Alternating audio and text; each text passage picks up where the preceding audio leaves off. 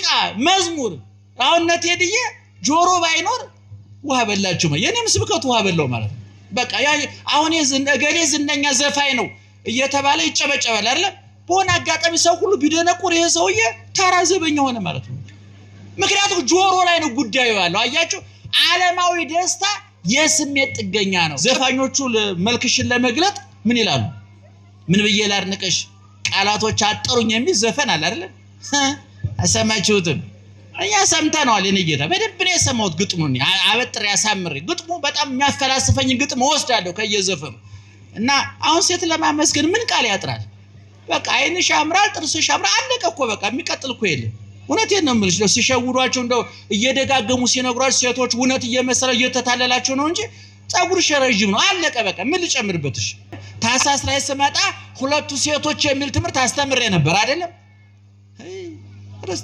አራርሱት እውነታችሁን ጌታ ኑሮ እንኳን ትምህርት ህይወት ያስረሳል አሰባችሁ ቤታችሁ መግባታችሁ ራሱ እናንተ ሆናችሁ እንኳን የኔን ትምህርት አራርሱት ምን ያደርግላችኋል ለሚቀጥለው መስጫ አስተምራችኋለሁ እርሱት ያን ያስታውሳል ብለ እንዳት መኪና እንዳይገጫችሁ የጌታ ኑሮ እንኳን ትምህርቱን እኔ የወለዳችሁ ልጅ ራሱ ረስታችሁ የማን ልጅ ናለ ማለታችሁ ጀግኖች ናችሁ በእውነት አሁን ግን ድንግል ማርያምን ለማመስገን ግን ቃል ያጥራል ምንመናል ማርያምን ነው ቃል ያጥራል እኔ ሊቃውንት እኮ አሉና ለዛው በቅድስና እኮ ነው በጽድቅ እኮ ነው በንጽህና እየተመላለሱ በቅድስና እየተመላለሱ እኮ በመኑ በአምሳለ መኑ አስተማስለኪ ወደ ሰማይ ወተን በፀሐይ በጨረቃ በከዋክብት እንዳንመስልሽ ጨለማ ይፈራረቅባቸዋል ወደ መሬት ወርደን ባዝርት በጽዋት በአትክልት እንዳንመስልሽ ይደርቃሉ ይጠወልጋሉ ይረግፋሉ በእንቁ ባልማዙ በብሩ እንዳንመስልሽ ይዝጋድ ይሰለቻል አረ በማንን መስልሽ መቼም ዝም አይባልምና አንቺ መሶብ ወርቅ ነሽ አንቺ ደመና ነሽ አንቺ ምንድነሽ አሉ መቼም ዝም ከማለት ይሻላል ብለው ነው ደና መሻችሁ እና ማን ነው መላኩ አሁን ሲመጣ ወደ ድንግል ማርያም የተለየ አመጣጥ ነው የመጣው ምን የስከዛሬው አይነት አይደለም ዋስተራያ መላክ ዘይኮነ ከመቀዲሙ መላክ ታያት ምን አይነት እንደ በፊቱ ያይደለ መላእክቷ ሲያጫውቷት ነው የሚውሉት ጓደኞቿ እነሱ ናቸው ሻያጣጮቿ ቡና አጣጭ እንደሚባለው ጓደኛ የልብ ጓደኛ ላይ እንደምትሉት እናንተ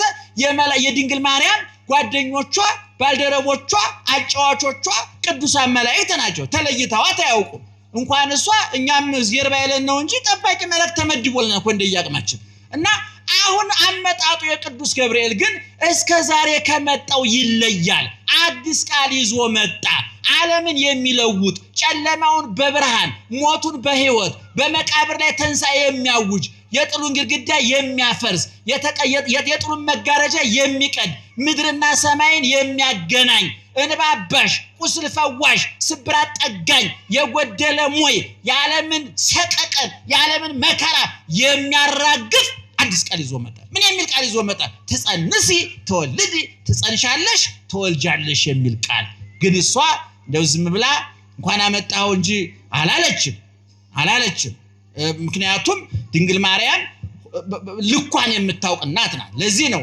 ያስከበራትም ያስወደዳትም ከሔዋን ተለይታ እንድትወደድ እንድትከበር ያደረጋትም ልኳን አዋቂ ደረጃዋን አዋቂ ክብሯን ጠባቂ አራዝም በሩ ጎበዝ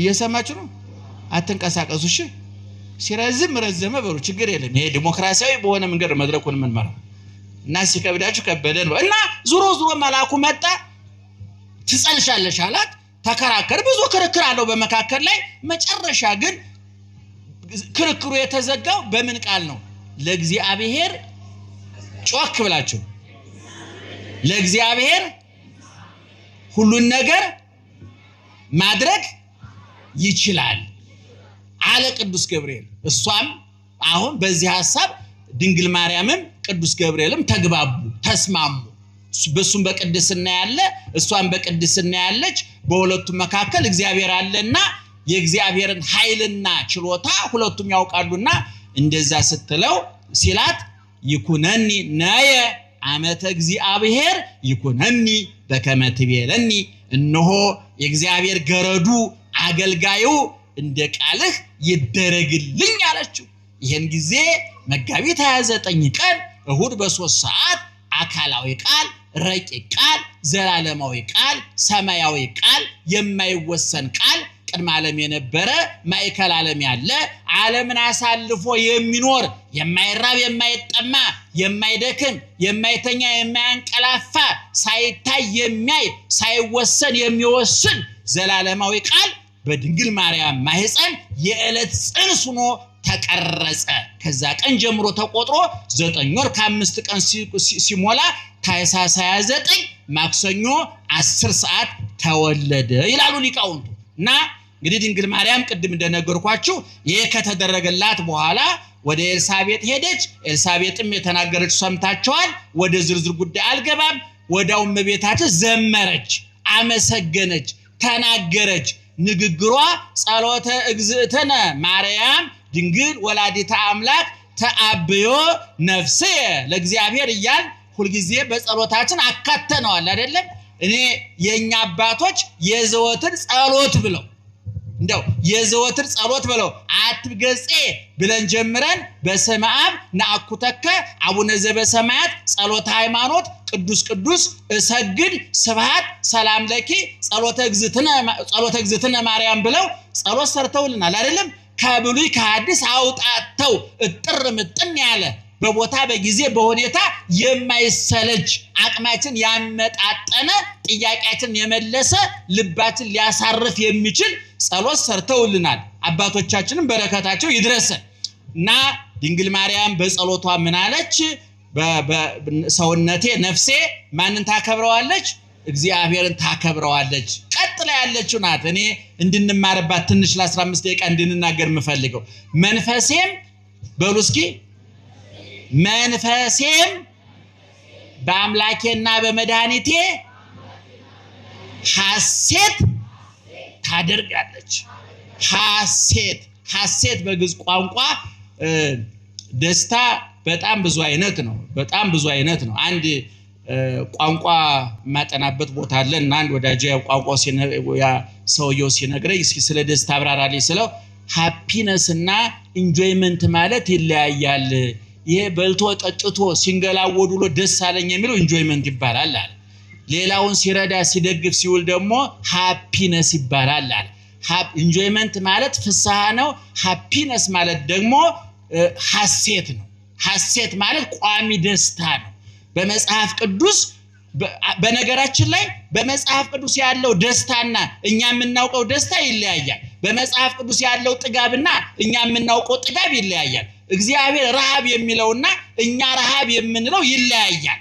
እኛ ሞት የምንለውና መጽሐፍ ቅዱስ ሞት የምንለው ይለያያል። ስለዚህ እመቤታችን ምንድነው ያደረገችው? መንፈሴ በአምላኬና በመድኃኒቴ ምን ታደርጋለች? ሐሴት ታደርጋለች። እንደውም አሁን ሐሴት የሚል የሴቶች ስም እሰማለሁ አይደል? ሰምታችኋል? በጣም ደስ የሚለኝ ሐሴት በጣም ጥሩ ስም ነው። ፍስሐ እንኳን የተለመደ ነው፣ የወንድ ስም ነው። ለወንድም ለሴትም ይሆናል። በተለምዶ ፍስሐ ለሁለቱም ጾታ የሚሆን ነው።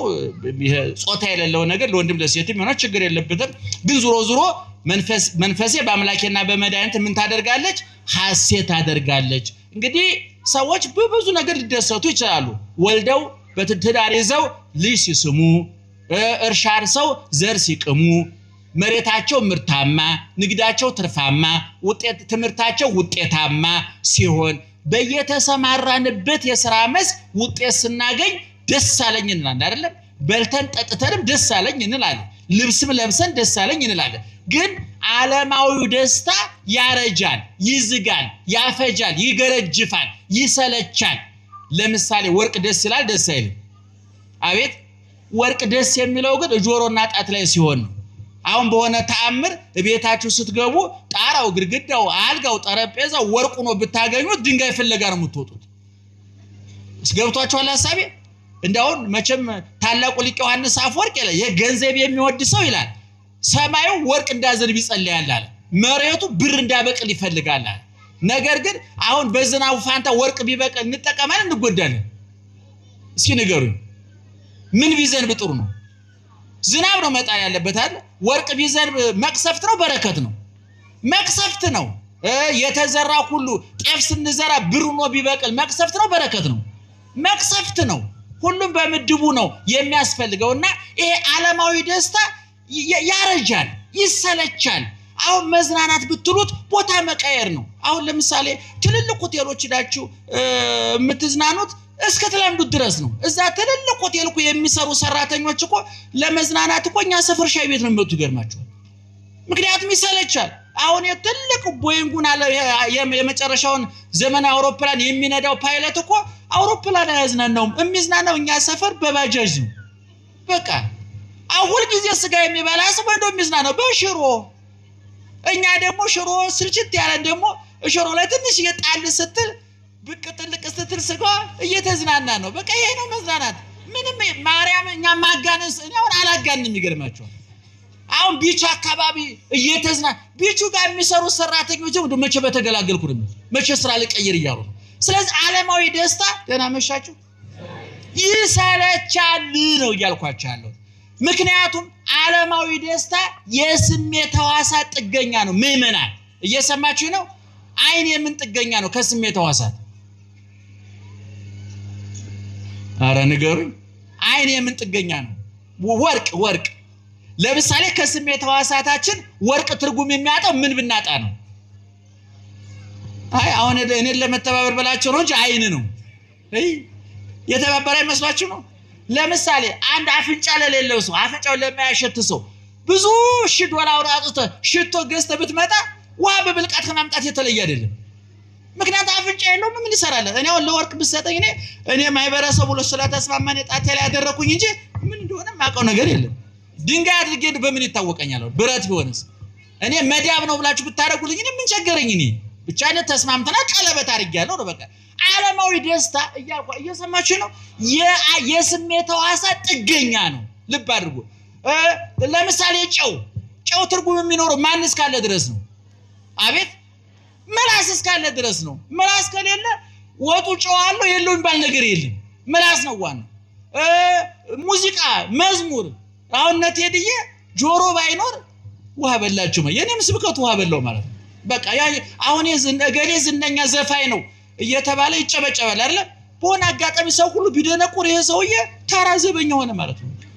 ምክንያቱም ጆሮ ላይ ነው ጉዳዩ ያለው። አያችሁ፣ ዓለማዊ ደስታ የስሜት ጥገኛ ነው። ቅዱስ ጳውሎስ ይሄንን ሲያፈርስ ምን አለ መሰላችሁ? በዚህ በአንደኛ ቆሮንቶስ ምዕራፍ 2 ላይ እግዚአብሔር ለወዳጆቹ ያዘጋጀው ክብር ይላል ዛይን ኢሬ ወዝ ይሰማ ውስተ ልበ ሰብእ ዘይትሃለየ ዘአስተዳለው እግዚአብሔር ለእለ ያፈቅርዎ።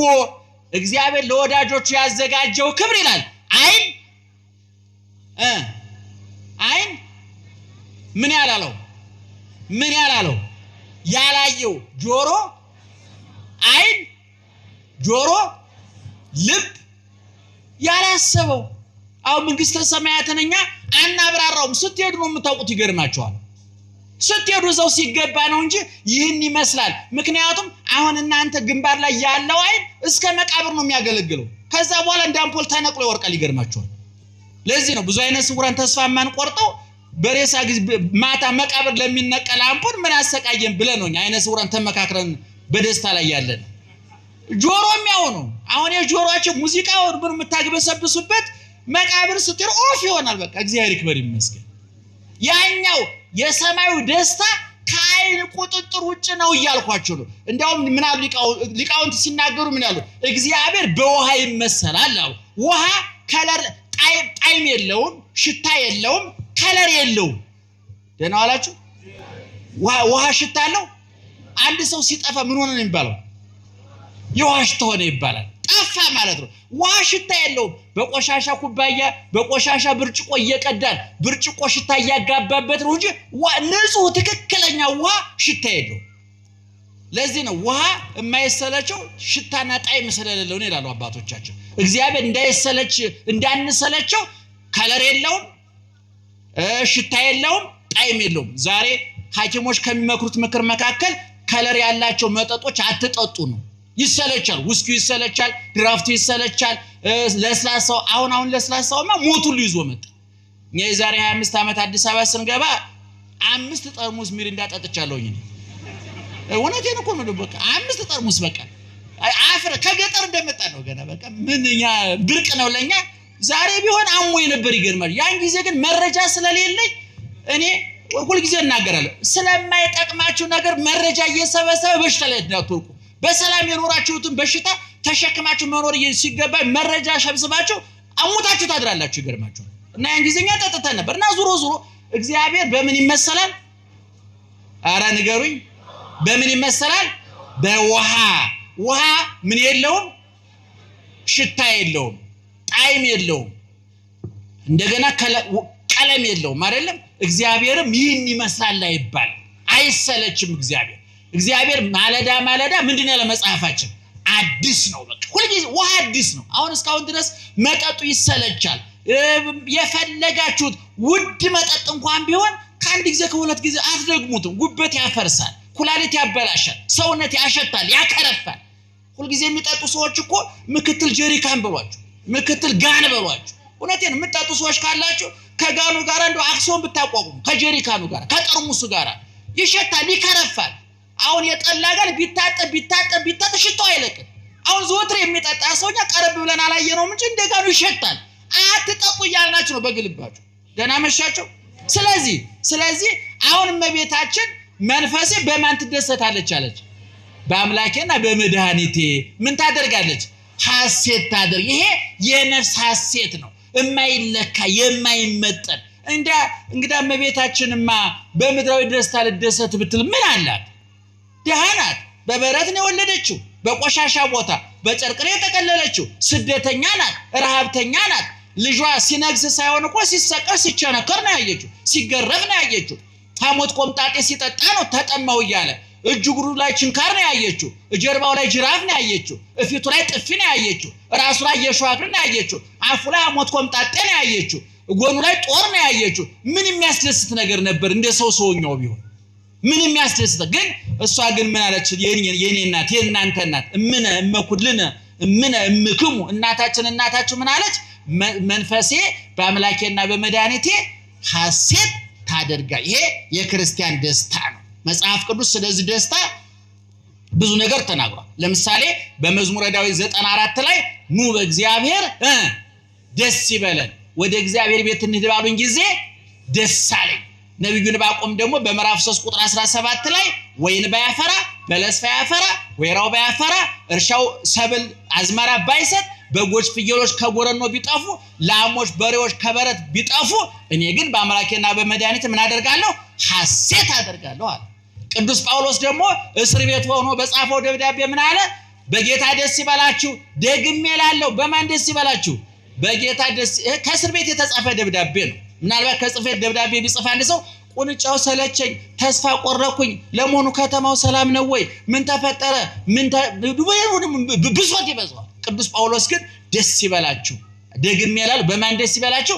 በጌታ ደስ ይበላችሁ። ስለዚህ ክርስቲያኖች የኛ ደስታ የሚቀዳው ከቁስል እንጂ ከጭፈራ አይደለም፣ ከመስቀል እንጂ ከክላሽ አይደለም፣ ከሆቴል አይደለም፣ ከመዝናኛ ቦታ አይደለም፣ ከሪዞርት አይደለም፣ ከቢሽዳር አይደለም፣ ከምንይዘው ውድ ሞባይል አይደለም። የኛ ደስታ የተቀዳው ሐሞት ቆምጣጤ ከጠጣው መራራ ከጠጣው ከክርስቶስ አንደበት ነው የኛ ደስታ የወጣው። ከቁስሉ ከችንካሩ ደስታችን የወጣው። ደስ ይበላችሁ አለ ቅዱስ ጳውሎስ። ደግሜ እላለሁ ደስ ይበላችሁ። በዚህ በሉቃስ ወንጌል ምዕራፍ 15 ቁጥር 7 ላይ ደግሞ አንድ ኃጢአተኛ ንስሐ ሲገባ በሰማይ መላእክት ዘንድ ምን ይደረጋል አለ?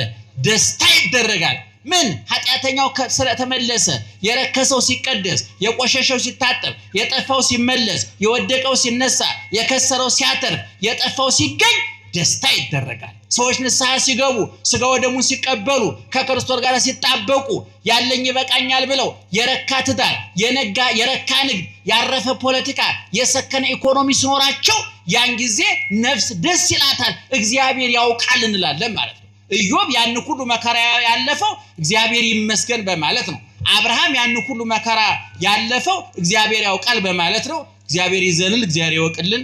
ደህና ደሩ።